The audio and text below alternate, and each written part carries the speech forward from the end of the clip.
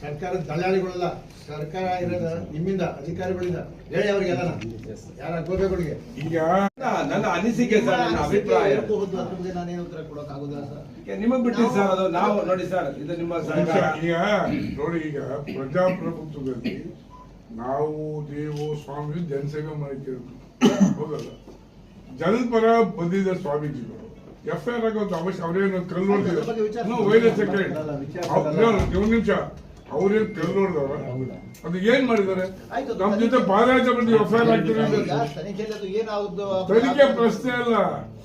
FIR ಆಗಿದ್ದು ಮೊದಲನೇ ತಪ್ಪು. ನಮ್ಮ ಎಲ್ಲಕ್ಕಿಂತ ಮಿಗಿಲಾಗಿ ನಿಮ್ಮಿಂದ ಹಿಡಿದು ಎಲ್ಲ ಪೊಲೀಸರು ನಮ್ಮ ಪರವಾಗಿ ಅವರೇ. ಏನಪ್ಪಾ ಮೀಡಿಯಾದವ್ರು ನೀವೆಲ್ಲ ಇದನ್ನ ಮೆನ್ಷನ್ ಮಾಡ್ರಿ.